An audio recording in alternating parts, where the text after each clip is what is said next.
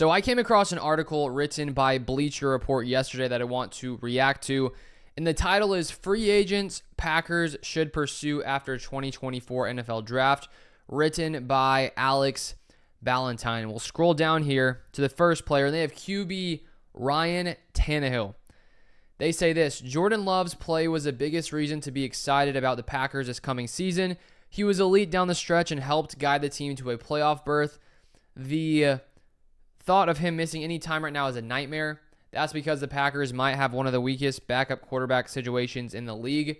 If Love has to miss any time, they'd be forced to turn things over to Sean Clifford. The former fifth-round pick made 2 appearances last season and threw just 1 pass. When it comes to Ryan Tannehill in Green Bay, I honestly don't think the Packers would do something like this. I think that they've invested now in Sean Clifford last year, round 5, even though it's not that big of an investment with it being in the 5th round. And then drafting Michael Pratt in the 7th round. The Packers have a good amount of competition there behind Jordan Love. Now Clifford and Pratt can compete together to see who can get that backup job. And I do understand, with the thought of Jordan Love potentially going down, as with many different teams in the NFL, the second your star QB goes down, you're probably going to take a hit and not be as good as you would have been if your elite top-tier quarterback was healthy.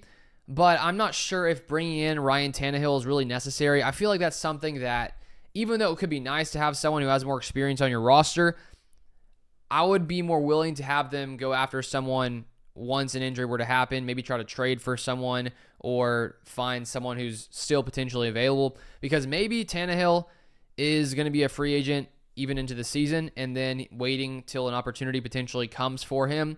And I was looking at the projection for his deal, what his deal would probably be, and Spotrac projects him at a 1-year, $5 million contract. And so I just don't know if it's worth spending $5 million. I understand the thought of, having some more certainty if Jordan Love goes down, but at the same time, looking at the Packers over the years, they haven't had that many, veteran type experienced quarterbacks behind Aaron Rodgers. Maybe there are a couple from time to time, but it was guys like Matt Flynn, 7th rounder, who ended up coming through in a big way before he left Green Bay. And I think the Packers are fine sticking with Pratt and Sean Clifford, because if Love goes down, you're in a tough situation, and the Packers develop these other QBs for a reason. So that's my take on it. Next player, we have offensive tackle DJ Humphries. They say this: the Packers have the makings of a good offensive line, but there are still some questions to answer before they take the field in a few months. For one, who is going to be the starting left tackle? The team moved on from Bakhtiari after dealing with his knee injuries over the last few seasons. Rasheed Walker is the incumbent, and he played pretty well last season. However, the team drafted Jordan Morgan with their 1st-round pick. It's unclear whether he's a tackle or guard, though. Offensive coordinator Alex Stinovich, it's actually Adam, but he has been non-committal about where he'll line up in 2024. He played tackle at Arizona, but doesn't have the prototypical length for the position in the NFL.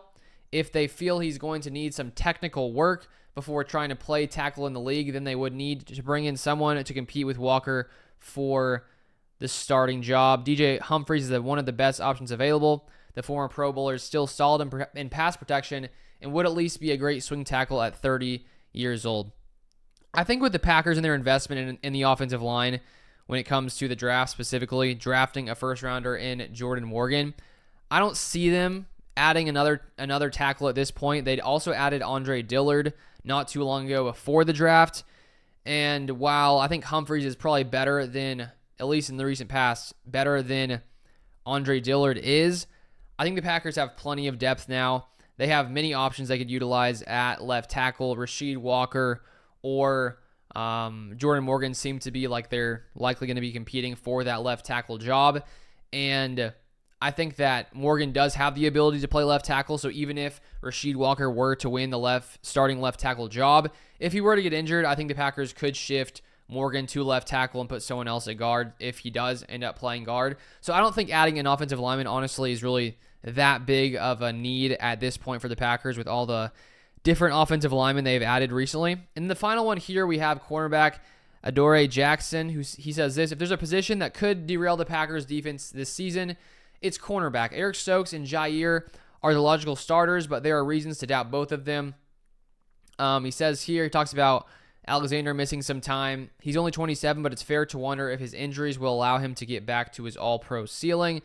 Stokes was a first-round pick in 2021, but hasn't been able to stay on the field. He has just 12 games played over the last 2 seasons due to injuries. He has struggled when on the field, too, giving him a passer rating of 123.5 in 2022 and 145.3 in 2023. Talks about Keyshawn Nixon, also Javon Bullard, safety. Wouldn't hurt to grab another corner who can give them some flexibility. And then ends with Jackson would make sense. He has the ability to play both inside and outside. He's a veteran corner who isn't going to be elite, but would give him another solid option with a relatively high floor.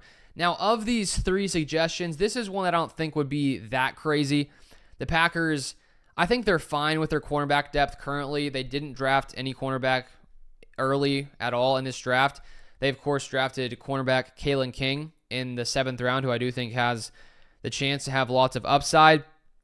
And when you have Javon Bullard, safety, drafted round 2, he also has the ability to play the nickel corner, so he could do that as well. But I do think that when you look at potential injuries, if Jair got injured, the Packers would be in somewhat of a tough position. They could, of course, put Eric Stokes and Carrington Valentine out there, but that would make them a little bit thin. And I think that Carrington Valentine will develop and get better going into his 2nd season. There are questions with Eric Stokes regarding his health. Will he stay healthy? And can he get back to his play, the level of play he had back in his first season, which I think is questionable. I think if he stays healthy, he has a chance to get there, but he needs to be able to stay healthy. And that's why I think adding someone like Jackson wouldn't be that crazy. You could probably get him for very, very cheap. He had one of his worst years last season with a 48.6 PFF grade. His previous 2 years' grades were in the 70s per PFF, so maybe it was just a down year and he gets back to his previous form. If that were the case, he could be a valuable player in Green Bay if there were some injuries at cornerback. So I don't think it's a necessity. I don't think it's too crazy of an idea to add a cornerback like Jackson, who has some experience and would bring some more depth to this cornerback room. But those are my thoughts. Let me know your thoughts in the comment section down below, and I'll see you guys next time.